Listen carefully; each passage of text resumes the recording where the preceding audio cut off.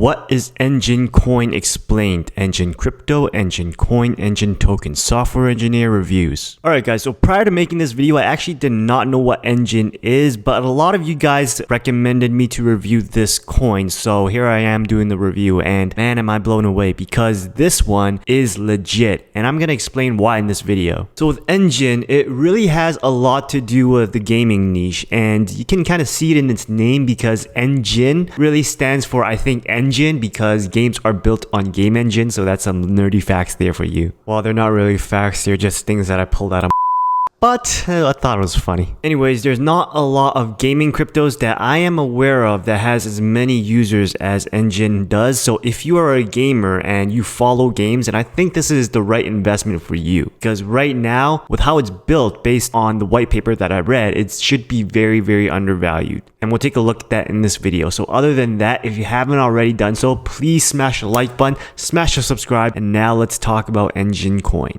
Start with some crazy facts because that's what we like, right? So Enjin is the largest gaming community creation platform online, and there are 250,000 gaming communities across thousands of games. There are 8.7 million registered players, and it was launched in 2009 in Singapore. This is the critical point that I want to make, not that it was based in Singapore, but it was launched in 2009 during the financial crisis, the global financial crisis that stemmed from the States. So if something survived, started there, survived, and thrived, that thing is built to last. On top of that, they have 60 million global views per month, and that is critical because advertisers sees that as money, so it has huge advertising potential. Aside from that, they have gaming focused content management system and a forum creator. There are millions of dollars per month of sales of virtual goods all across the Enjin community stores. Now ENJ, which is the symbol for Enjin Coin, is a new ERC20 token. Well, it was based in 2017, so it's not that new anymore, but it is an ERC20 token, and it is a smart contract platform that gives gaming devs, content creators, and gaming communities tools for implementing and managing virtual goods. Let's talk about the purpose. So the Enjin team is really forward thinking because back in 2017, they already thought of virtual goods on the blockchain. That is a decentralized platform to manage, distribute, and trade virtual goods, which is a new model of virtual ownership back then. So they wanted it to be the first crypto with an authentic purpose for online gamers, for them to earn and trade virtual goods in the most popular gaming community creation platform online. Now, I would have called it a scam if they didn't have 18.7 million registered gamers. They already have the customers ready to go, and this was back in 2017. Imagine how much more they have grown since then in 2021. So the Enjin Coin platform is made specifically for the gaming industry. It's open source and it comes in multiple languages, wallets, and payment platforms. This thing will allow gamers to trade their virtual assets from game to game, community to community, allowing them to grow their digital wallet with real value as long as they keep playing. Back then, this was the main problem that they were facing, in that for every legit virtual item purchase, 7.5 items are lost to fraud. Assets that are stored and managed online can be open to manipulation or chargebacks, and having scammers really damages brands and reputations. And looking at this from an outside point of view, a 1 to 7.5 fraud ratio is insane. They had to get that fixed, so there was real value backing that Enjin Coin platform. Because with Enjin Coin, there will be trust and security with minimal transaction fees that are baked into the system. Because without it, game publishers and communities had to rely on third-party platforms to process transactions. And from doing that, gamers encountered slowness, unclear fund flow, and high transaction fees. And without the blockchain platform, they really lacked ownership and rarity because virtual items, traditionally, they are licensed. That means that you don't own it. The platform can take it back whenever they want and give you the finger. Digital items and currencies are usually locked into one game and they are not transferable, and Enjin Coin changes all of that. And back then, there were no established standards for decentralized currencies and assets in games, and there was a lack of value gamification. That is, that users don't won't get rewarded in the real world for their participation or contribution in the game. So all of what Enjin Coin was doing was trying to snake people's attention back into the game, because once they're in the game, they're making the money. So these are all the problems that Enjin was trying to solve. Mainly a decentralized platform that allows people to transact virtual goods and to retain and move Enjin coin to the real world if desired. Plus, with everything on the blockchain, all the assets are pretty much more transparent on who owns it and who doesn't own it, and whether they're genuine or not. And when you have millions of players, you don't really need to talk about backers like investors, because you actually have customers. They are your backers. Enjin Coin gives people more control over their own game content, and people like control. That's why you're watching these videos and getting into cryptos, because you're tired of having your control taken from you by the authorities. Talk about some market industry growth numbers. So $108.9 billion was made in 2017 when they wrote that white paper. They projected $128.5 billion in 2020, but in actuality in 2020 the revenue or the market size was actually $162.3 billion.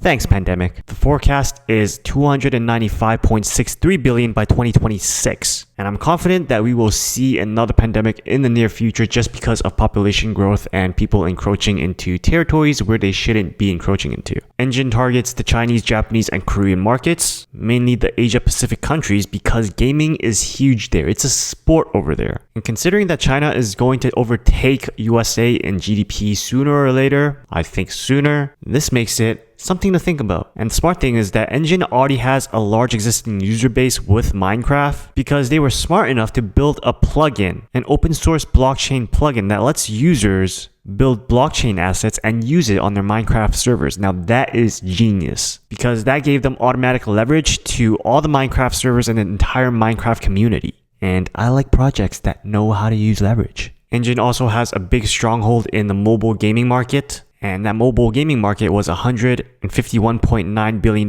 in 2019, which is 3 times higher than what was projected in the white paper at $59.3 billion. Let's talk about some notable platform features. Now, Enjin has so many features, but we're just going to focus on the main ones, because if I talked about all of them, it's going to be like a 90-minute video. But before we do, let's talk about some technical considerations, because these considerations is why I think that Enjin is undervalued. Now, Enjin is built on Ethereum. That means it is an ERC20 token. So that means they suffer from the problems of Ethereum, which is scaling and the gas fees. This was back in 2017. They didn't know in 2021 we're going to be suffering from gas fees on Ethereum. I don't think they accounted for the large demand in transactions that is driving up the gas fees on the Ethereum network. Like when they were talking about transactions, they said the fees were 10 cents. Okay, that's great. That's probably true in 2017. But the last time I checked, which was last night, a simple swap cost me $20. I haven't used Enjin, I'm not a gamer, but I imagine that virtual assets for them are untradeable at this point, because until Ethereum 2.0 rolls out to resolve the scaling issue and the gas fees, they are pretty stuck. And that's from my understanding of the entire scaling problem. So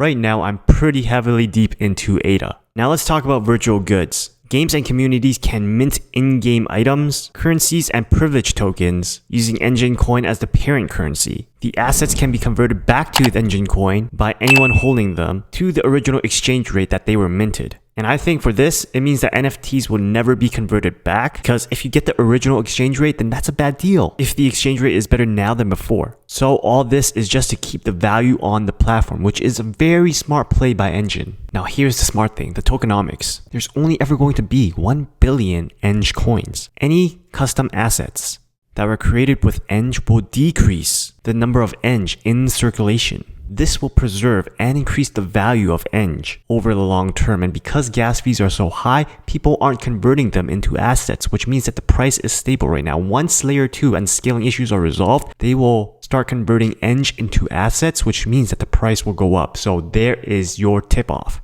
Now, custom coins can appreciate inside the gaming ecosystem and traded further in the community, while others can be traded back to regain their original Enjin coin value, giving users easy liquidity. But like I said before, people will never do this if they're going to get the original exchange rate back. So I see the Enj supply decreasing with more minted assets, which will ultimately increase the price of the Enj coin, the Enj crypto, and the Enj network. Again, virtual goods can be traded and value established across many different communities. and games, as long as they're all ERC20 tokens, which all games made on Enj will be. There's some other things that they're trying to do, like decentralized payment gateways and the virtual goods stores, which mean like they're trying to integrate with guys like Shopify, Zencart, Magento, and they're trying to be like the virtual goods store form of Amazon, Walmart, and Shopify. So those are some interesting things that they threw out there. I'm just not sure if it will be as successful as they think it will be. So I really think Enj is a great coin because it's based on Ethereum, and until Ethereum fixes the scaling issue, Enj is stuck at the current price it's at. After that though, when Ethereum fixes the scaling issue and people start minting custom tokens, we can see the supply decrease drastically, which means that price will rise. So buying in now should be a good idea. But will I buy in? No, because I am not a gamer. I feel like I won't stay on top of it, which is why I won't buy in, just plainly because of that. It doesn't get me as excited as other projects, but if you are a gamer and you play the games made on Enjin, then I really think this is a good investment to get into. I gotta end it with this disclaimer saying I am not a financial advisor and I am completely new to Enjin, so if you are gonna invest in this, invest at your own peril. But other than that, if you've enjoyed this video, then please be sure to give it a like, give it a subscribe, check out these other videos on cryptocurrencies and passive income, and I'll see you guys next time. Peace.